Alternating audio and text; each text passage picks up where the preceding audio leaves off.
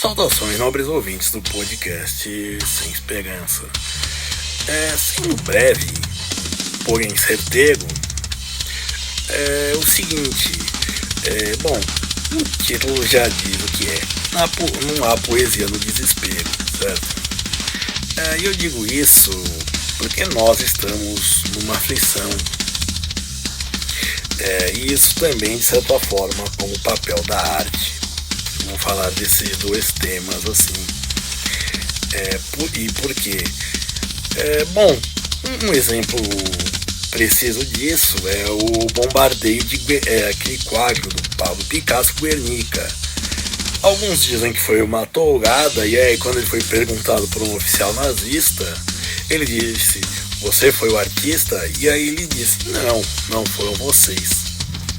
Porque ele disse que é o bombardeio, que tem gente que achou que era, e tem gente que conta que é uma tourada. Bom, isso não importa. Mas basicamente que é quando você está com a corda no pescoço e sentindo o alçapão abrindo, você não pensa em muitas coisas, na beleza das coisas. Você só vê uma amargor, você só vê a falta de solução. Por mais que o semblante esteja calmo ou até alegre, você está se destruindo por dentro, certo? E bom, é isso que torna tudo mais perigoso.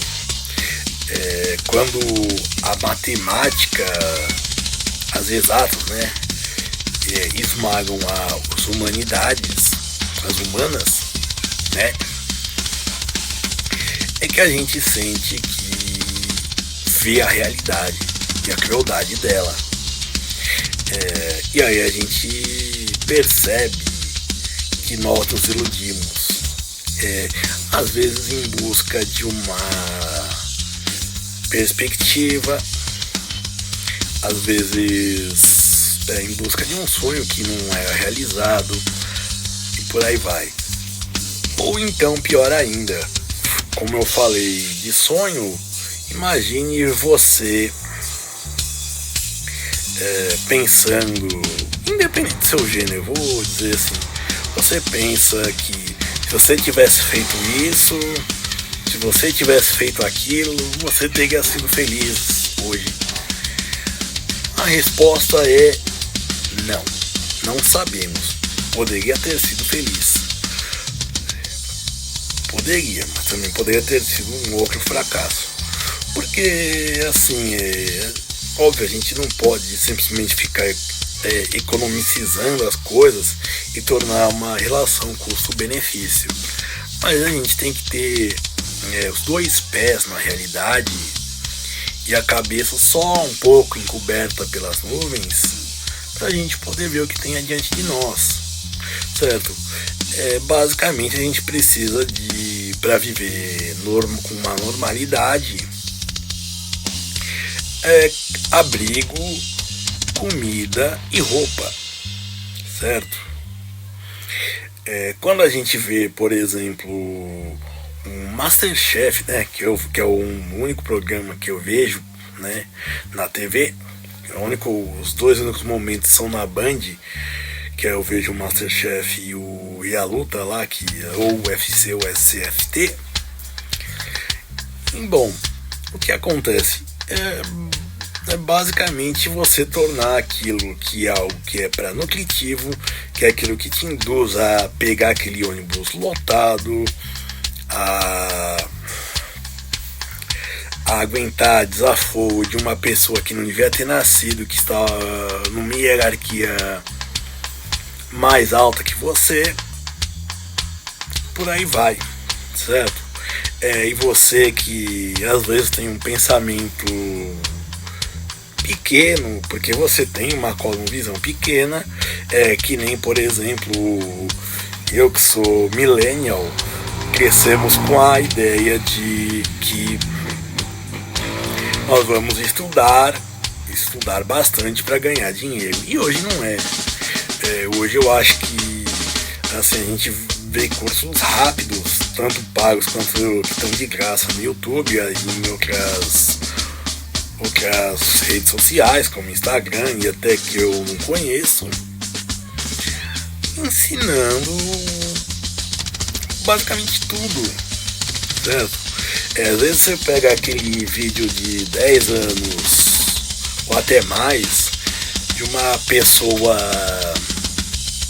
ensinando chinês, por exemplo, e às vezes é tão eficiente quanto um hoje que você vai pagar tanto e tanto, certo? E na minha opinião um pouco mais honesto quando você descobre que aquela super dica é na verdade só um palavratório para oferecer algo a um preço baixo, porque a pessoa sabe que a informação que ela tem deve estar dispersa, só que a pessoa que está sendo oferecido não sabe procurar, ou ela está num afã de procurar, certo? No desespero. É que nem certas influencers que vendem vários tipos de coisas que publicam e por aí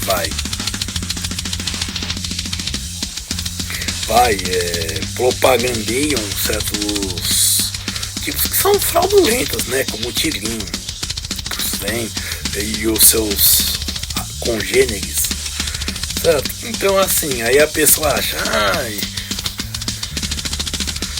eu vou gastar, sei lá, eu ganhei 100 mil e pouco no negócio, vou tentar ganhar mais, aí ganhou mais, acho que vai ganhar, aí depende, perde, aí pensa, não, foi fácil ganhar, vai ser fácil recuperar, que é assim que se pensa, que se começa a dependência do jogo, e aí no final ela gastou dinheiro dela, gastou o crédito que ela tinha em bancos, financeiros, cartões, por aí vai, empréstimo, cheque especial. Basicamente ela se arrebentou inteira e aí ela se vê nas raias do desespero. E todo aquele sonho, digamos, ela pensou em comprar, sei lá, uma chácara, que digamos é o meu sonho, né? Comprar uma chácara, ter aquele pomar bonito, plantar árvores frutíferas, aí você planta, você cuida, aí você vê o brotinho de uma jabuticaba, por exemplo, que eu gosto de jabuticaba, né? Eu vou dar esse exemplo. Aí você vê a verdinha, não sei se é assim, né? Aí você vê aí depois ela ficou preta, assim, bonita, certo? Então é isso, né? Então é isso, você não vê essa poesia na pessoa que está desesperada, certo? Uma pessoa que está aflita. Você não. E é isso que a arte em parte serve. Ela é multifatorial e não vou ser eu que vou definir arte. Os filósofos estão há mais de 2000 anos tentando definir isso. Certo? Isso que é a arte. Mas eu digo que é o que a gente pensa e o que embeleza a vida. Certo? É como, por exemplo, a gente consegue fazer piada, eu falei do ônibus, né? Mas assim, a gente consegue fazer piada com isso, certo? Um ônibus, um trem lotado, por exemplo, pensar num engarrafamento, é que nem o Porpetone que dizia no engarrafamento de São Paulo. Ele antes fazia tudo conseguia chegar nos lugares em poucos minutos, e aí ele só ouvia uma musiquinha curta, e aí com o trânsito que tinha, ele que já chegou a mais de 500 quilômetros de congestionamento, ele ouvia a Bíblia narrada pelo Cid Moreira e outras coisas que são coletâneas completas, né? Pra exagerar. Que é uma coisa do humor, você pega uma tragédia e transforma ela numa coisa engraçada. Eu acho que é uma das melhores coisas, é a capacidade de rir, mas não ser abobado, né? Obviamente, sabe, não é modelar o cocô, tipo pegar um troço enorme, uma lapa de merda recém-cagada e transformar naquele emoji bonitinho com os dois olhinhos e em forma de cocôzinho. Parece um sorvete McDonald's. Não, mas é realmente assim, pôr a nu a situação absurda disso, o quanto isso não deveria estar acontecendo. Quando alguém que pensou sabia ou pensou esse trânsito fez algo errado, alguma coisa deu errado. Um avião se é para andar a 90 km, você anda a 12. Então assim mas é claro que assim eu digo isso porque ele estava indo da casa para o trabalho para casa. Mas imagine se fosse, por exemplo, uma ambulância. Você não ia um socorrista, por exemplo, dependendo, ele não ia pensar em civilidade, porque ele sabe que ele tem alguém morrendo com o pé na cova e ele tem que tirar esse pé, certo? Então ele vai ter que fazer isso. Pela necessidade da urgência, ele vai ter que tirar, ele vai ter que salvar essa pessoa, que às vezes isso significa danificar, pode significar danificar a ambulância, danificar outros carros, e para salvar uma vida, que é importante, certo?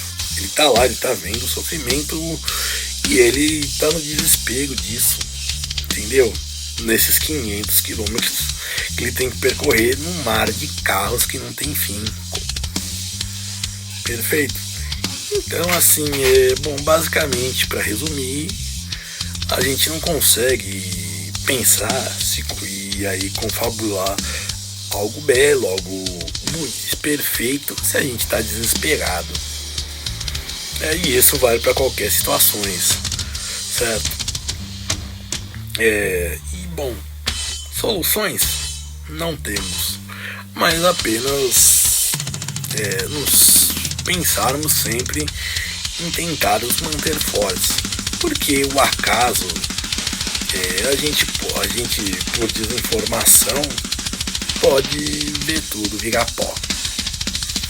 Do mais, obrigado e sejam felizes.